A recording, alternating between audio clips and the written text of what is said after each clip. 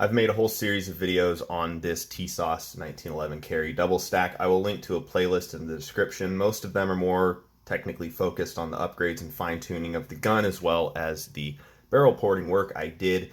The first video I posted is kind of an unboxing, first shots and impressions. I wanted to make another video aimed at a more general audience where I summarize all the major good and bad aspects of this pistol. I will try to present them in a way that illustrates the value of this pistol to the average consumer. I won't be nitpicking the little details of the gun. I've already thoroughly done that in my other videos. This isn't about how the trigger or grip texture felt to me or whether I like the factory iron sights. This is more about the general high and low points and the specific problems I had with my sample that you may encounter if you buy one of these.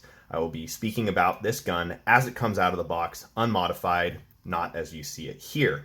At this point, I have about 600 rounds through this pistol. I have also touched, inspected, modified, polished, or replaced every single part on this gun, so I think I have a pretty good feel for it.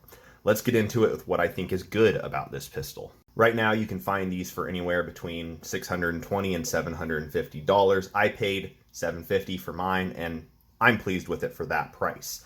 It is currently the cheapest 1911 double stack available.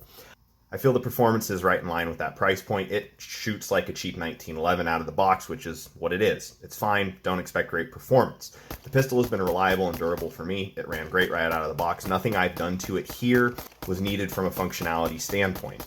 It is generally constructed from high quality materials and components with a decent finish. I think the materials and finish is right in line with that $700 to $750 price point. It does have billet internals. They are finished with Cerakote, which I don't like, but I will take Cerakote billet over nitride MIM. Billet internals, in my experience, are easier to clean up and fine tune. That's why I like them.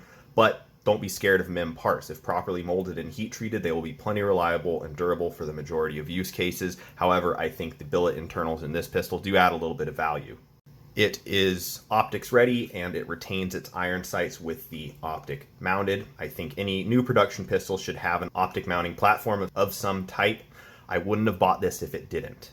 This pistol is compatible with the most common double stack 1911 or 2011 magazines, the staccato STI pattern. This pistol comes with two high quality magazines made by Checkmate, who also makes staccato mags. By themselves, these things cost $50 each, so you get $100 worth of magazines with your purchase. Also, the Springfield Prodigy mags work great, and these are like $40 to $45 right now.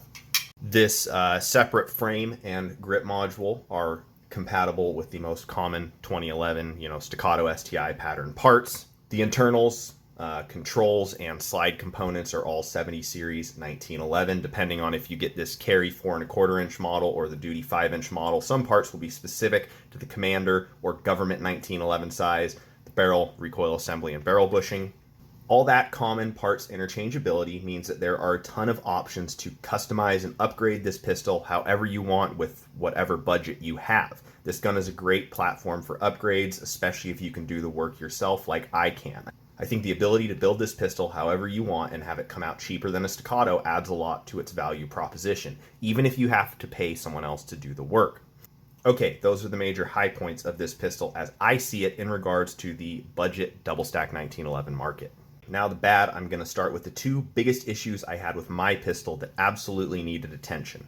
One, the factory barrel bushing was really loose. There was excessive clearance between the bushing and the barrel, which is not abnormal for a 1911 at this price point. However, the bushing was loose in the slide.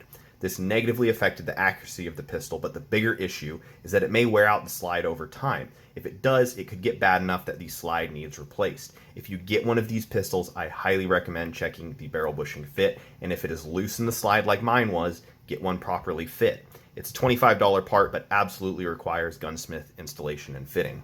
Next, the optic cut was too tight. I tried 3 different Holosun K footprint optics, none of which would fit down in the cut. It was too short front to back, and the recoil lugs weren't quite far enough forward.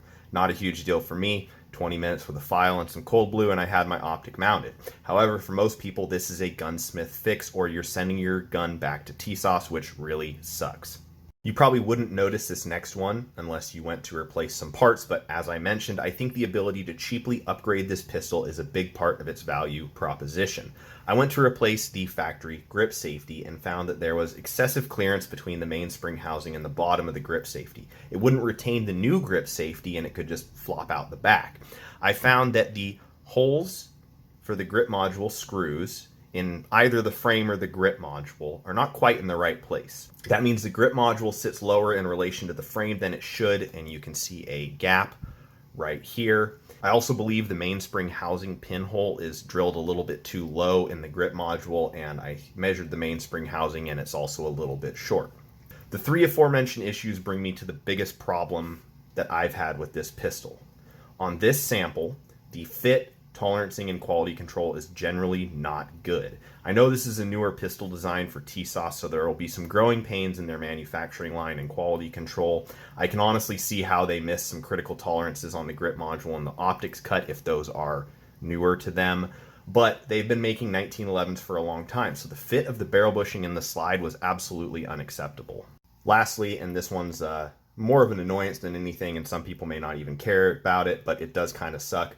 The Picatinny rail is 3 slots long, 1 slot too short to run full-size weapon lights. Dick move. It's a 4 1/4 inch barrel with a full-size grip. Most people will want to run full-size lights on it. I designed and 3D printed my own adapters for the Surefire X300 Ultra A and B models and this Streamlight TLR1 you see here. I posted a video about the adapters and link to my GrabCAD page where you can download the models for free and print them yourself. If you don't have access to a 3D printer, check out QBO Tactical. They offer their own adapters and they only cost $8. So getting your full-size weapon light on this little piece of shit rail is no big deal. All right, that's going to wrap up this video. Overall, if I considered this pistol from the standpoint of the average consumer who would need to pay a gunsmith or send the pistol back to Tisas to fix the barrel bushing and the optic cut, I think it's kind of a toss-up. I wouldn't anticipate fixing those two things would cost more than $200, but you shouldn't have to do it, period. This pistol will likely run fine out of the box and shoot okay, but it's nothing special.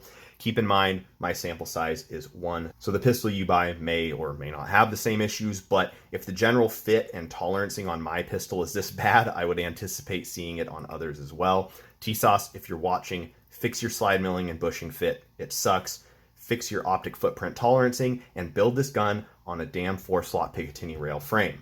I just wanted to share my experience with this pistol in hopes it may help some people be more informed about where they spend their hard-earned money. Thanks so much for watching.